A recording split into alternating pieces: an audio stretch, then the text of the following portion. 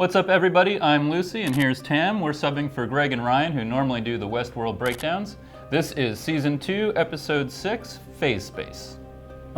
Before we get started, make sure to hit that subscribe button where we got you covered for comic deep dives, movie reviews, and more TV breakdowns, including a bunch more on Westworld and Legion. Warning, there are spoilers ahead for Westworld Season 2, Episode 6. You have been warned. Okay, let's jump into the episode. This one's titled Phase Space. I have the definition right here on my notes, Tam and Lucy's. Just kidding, there are notes this time around. All right, phase space is, in dynamical system theory, a phase space is a space in which all possible states of a system are represented, with each possible state corresponding to one unique point in phase space. So imagine a graph that shows you all the possibilities mapped out at once, as if they exist all simultaneously. Okay, so how does phase space relate to the overall show?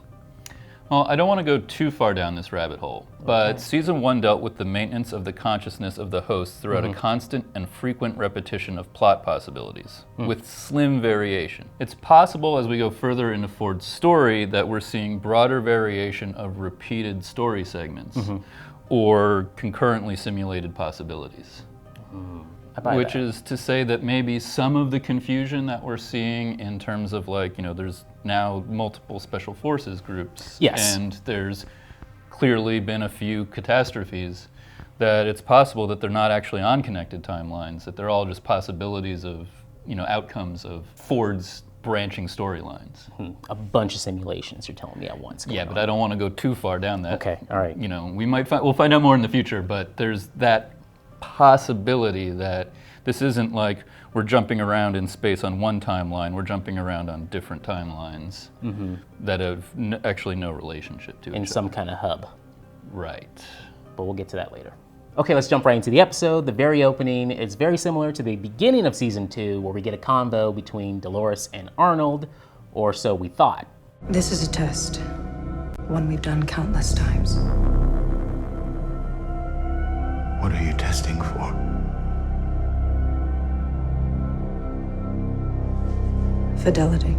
People saw this coming for a while now, that it looked too suspicious, the way that opening and the dream talks about being on the beach. We're like, okay, this may have to do something with another reboot here with Dolores and Arnold, or Bernard, whoever we're talking to at this very moment. There was definitely a lot about the conversation in Episode 1 where there was inflection to the way they were talking to each other that definitely made it seem like she was in charge of that conversation. Yes. And the way they sort of cut around it was to not reveal this, but I think this is, this is confirming basically everybody who was playing the Dolores was controlling Bernard bingo card. Now, of course, Fidelity, we've heard this earlier this season, was introduced for the first time with William and Delos in their recreations to try to bring Delos to life. Did not work. Right, so this, at least on the surface, appears to confirm the possibility that Bernard is the other human host hybrid, that he's going through the fidelity test. Yes. But there are some other elements to the way that scene are presented that maybe brings that into question too. Also, the timeline, we don't know exactly when this takes place or where this takes place, but the aspect ratio might give us a little hint to where this is all going on, but we're gonna get back to that later. In this episode, we got a little bit of, I think, every plot line going on in the show right now. Yes. There might be one missing, but I'm pretty sure we got everything. We even got Charlotte and Stubbs in there, so, I mean, everyone's there. So first, let's talk about Shogun World. We open with Akane mourning the death of Sakura and cutting her heart out. I love all this. I wish we spend more time in Shogun World. I really hope this isn't the last time we're in this space. But I get the feeling that this may be the only time we're here. And this is basically Maeve's doppelbot cutting out Maeve's daughter's doppelbot's heart. Yes. Next, Maeve goes to bargain with Tanaka, who is the lieutenant of the former Shogun. He's kidnapped them. And he's also a rival of Musashi. He's got in captivity, he has Musashi and Maeve's team. Yep. And they sort of they're going through a negotiation for a handoff, and he wants Akane in exchange for Maeve's team. And instead, Musashi challenges him to a duel. Because this is Shogun World, and we can't have this go on any farther without a duel. It has to happen. Now, the sort of crucial point in there is that the Lieutenant Tanaka was hesitant because of Maeve's powers. Yes, the witch. And Maeve decides to let it go, saying that it's important that everybody choose their own fate, even if that means death. The big thing about all of this in Shogun World is that Maeve is letting this all play out. She's not in control of anybody. She wants to do the exact opposite of what Dolores is doing in her part of the storyline right now. She's letting the characters choose their own fates. And at the end of all that, we get Akane burning the heart of her daughter, which is alluding to Maeve and her daughter's relationship and what's going to happen there. She may have to let her go. There's no way she can leave the park with her. That just can't happen. With that said, Sizemore still takes them on their way outside of Shogun World. We have to say goodbye to Shogun World, which I hope this is not the last time we see it, but who knows. And they use that literal trash chute. Like in your apartment, it's the literal trash chute for Westworld. Oh, that's so gross. The aftermath shoot. After you.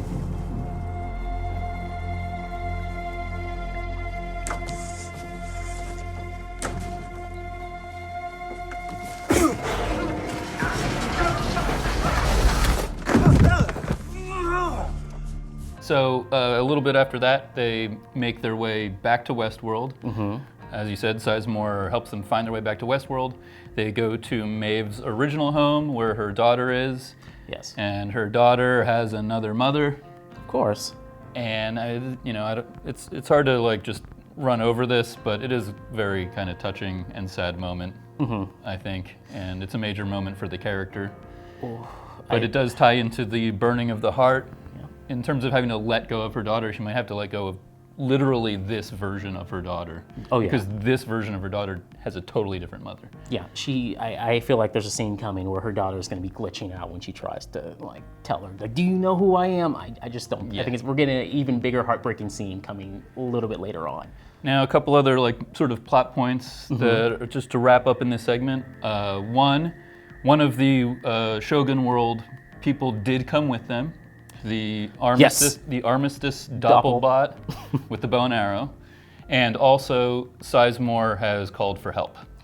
Yes, he's been able to hide that phone long enough. No one figured out that he had anything on him, and now he's called out to someone out there. Right, so is there going to be another security force that comes in, or is this the call to one that we have already seen? Nothing good's gonna come of this, I know that much. Oh, that's for sure. And finally, we have to talk about Ghost Nation, because they are on a completely different protocol than any other host in the park right now. They're killing all the hosts, and they are, if you can tell, they're leading a guest down a certain path. They're trying to get them a part of their storyline somehow.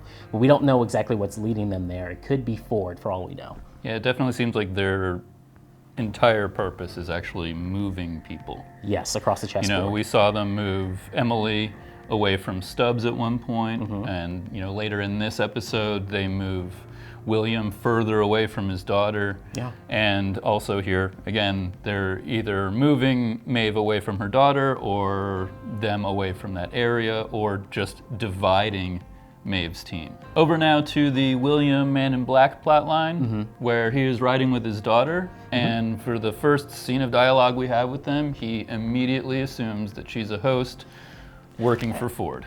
Who wouldn't? I would have the same reservations too that he did. He immediately challenges her.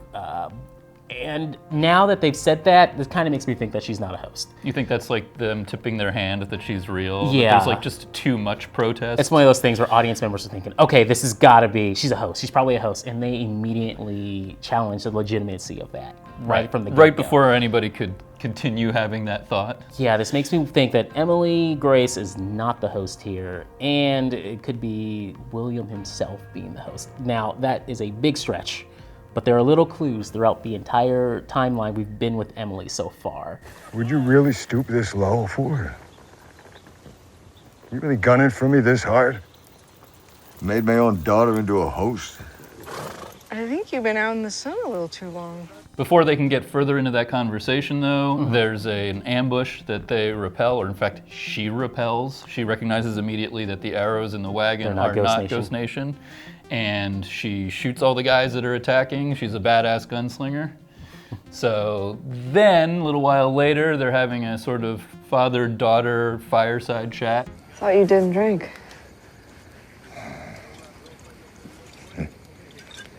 Oh, I see.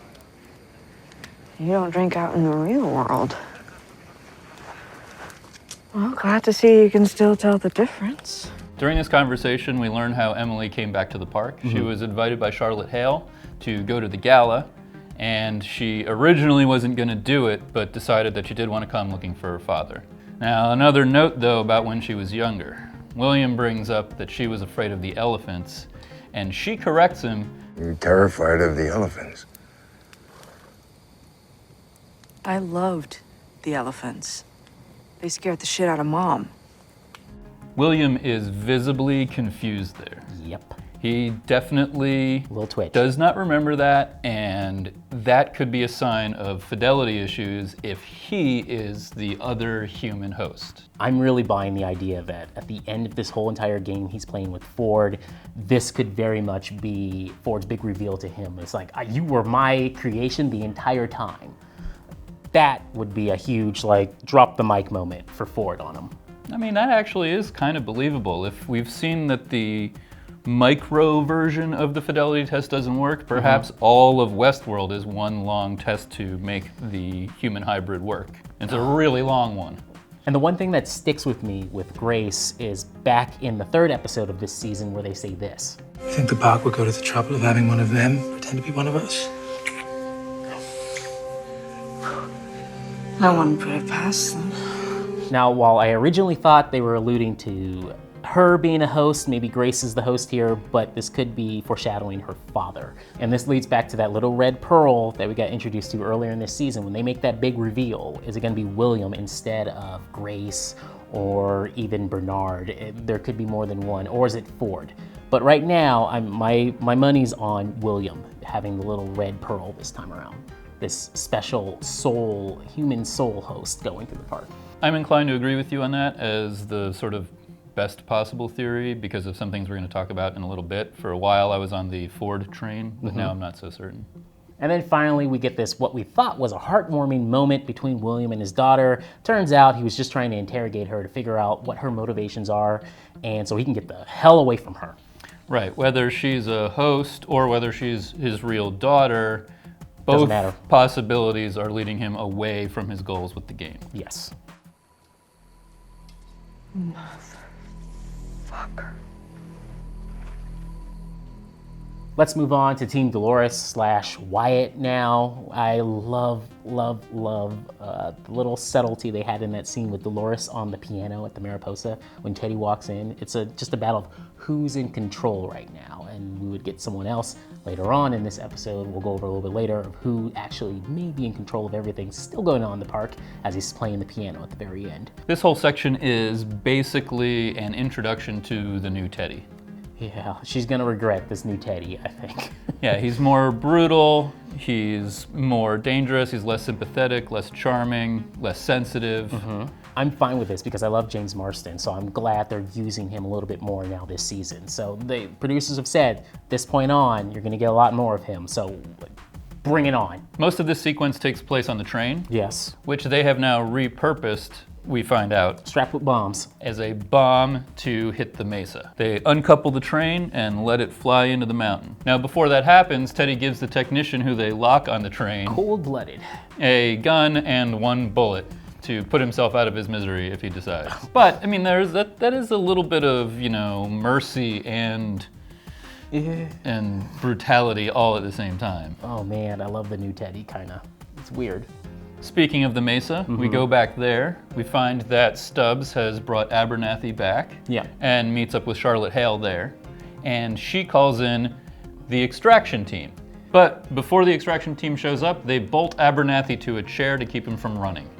The extraction team arrives, Stubbs meets with them, and they turn out to be a bunch of jerks. Of course, they make fun of his name, Ashley. Okay, yeah, all right. And very importantly, this extraction team does not look anything like any of the other QA or special forces or anything we've seen so far. So they are not the guys from the present day. They are not QA from the past. They are somebody we haven't even seen yet. At the same time, I don't think we're gonna see him for much longer. Right, so they take over operations. They get things online. They get the map and the floor working just in time to see that the train is heading straight for the Mesa. Before we get into the simulation, something that we can't really gloss over is that in terms of the editing, when Dolores' train crashes into the Mesa, there's a little bit of an explosion, and then we cut directly to Elsie in the cradle, and the cradle gets rocked. Literally rocking the cradle. And I think this is just a little bit of editorial manipulation right now because we previously saw the Special Forces guys looking at the map, watching the train coming, and we know that those two things are not happening at the same time as the cradle. So that was a little bit of manipulation over to Bernard and Elsie, who are also at the Mesa but at a different time. Now they get into what we think is probably Bernard's office and check the computer system. Yeah. And at that point, they learn that the QA teams, or possibly the new special forces that we've seen that took over the system, were able to repair certain elements of the park's functions, like the climate. Not everything. They discover that something has been thwarting their attempts to hack the system, and it's coming from inside of the cradle. There's something in here that's improvising. The cradle's fighting back. Elsie and Bernard decide that they have to go directly to the cradle to figure out more. Yeah. Now, a couple of points. One is that we also know in terms of timeline that in the future, the cradle has been destroyed. Yes. And in addition to that, just as maybe a more minor thing, but in terms of if you're trying to date your plot lines, while they're on their way to the cradle, you can see some soldiers walking around and sort of on a patrol on the floor below them. Yes. Even though there's bodies everywhere. There isn't a fight going on, they're just kind of walking around. And then finally, when we get to the cradle, I just love the look of it itself. I love how Jonathan Nolan described it earlier. He said it's just basically a nuclear reactor-like type room where everything's submerged in water instead of using air to cool things. I thought that was a really cool, neat touch. Yeah, he didn't want it to look like a boring server room. Nope. On the surface, the cradle is basically a backup for the minds of the hosts in case something should happen to their body. Also, I think this is actually a backup for the guest too, so they know every experience every guest has had here. This is just their way, their contingency plan for anything in the future. So it's actually like a recording vault for everything that William sold Delos on? Yep. Huh. And if you don't see the business in that, then you're not the businessman that I thought you were. Bernard and Elsie figure out that they can't hack the cradle directly from the terminal in the cradle. No, so what does Bernard do? He decides to extract his pearl so they can just beam him straight up to the simulation. The urgency to do this without turning off his pain receptors, sure, I'm down, because he gives us this line. There's no time. The pain's just a program. I cannot help but think of Roadhouse when I hear that line. Do you enjoy pain? Pain don't hurt.